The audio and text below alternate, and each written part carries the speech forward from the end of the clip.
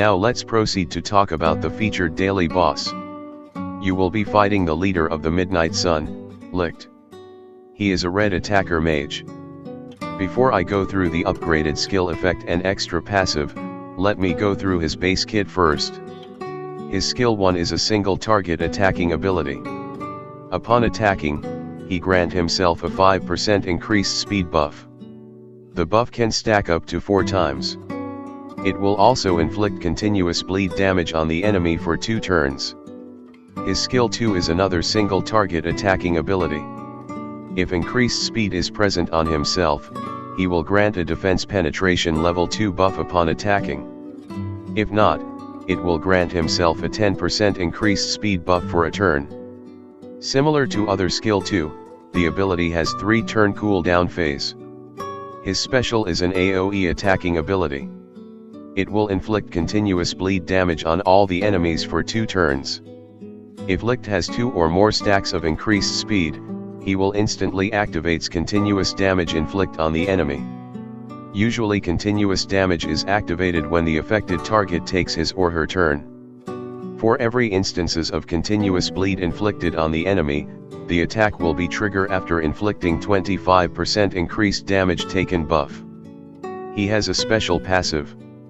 For every increased speed present on himself, he will attacks after granting a 10% increased damage dealt buff. If at least one target enemy is taking continuous bleed damage, he will gain a 20% increased mobility buff. Like other bosses, he is immune to silence, total silence and status ailments such as stun or freeze. He is also immune to reduced mobility, mobility depletion, and reduced speed.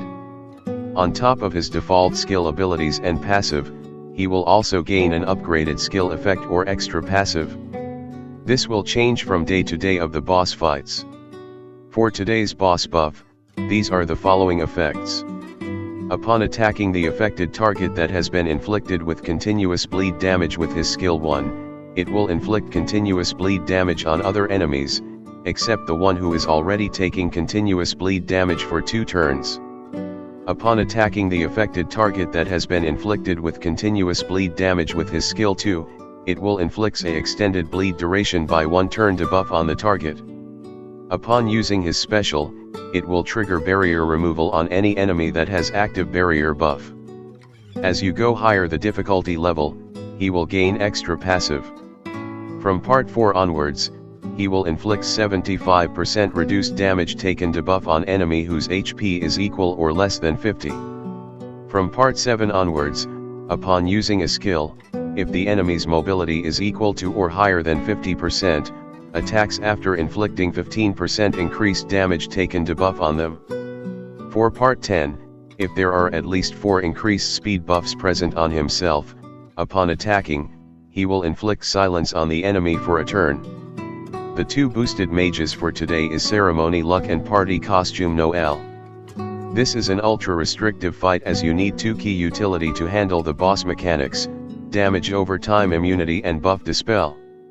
For buff dispel, you can use Rill, Lotus, Party Nozzle, Third Area, Spatial Mage Finral or the featured boosted mage, Party Costume Noelle. For damage over time immunity, you can use Grey or Swimsuit Gauche. If you want to go with damage over time's instance removal instead, you can use Swimsuit Charmy, Party Mimosa or Clover Academy Noelle. With the mechanics explained, let me proceed with my run showcase.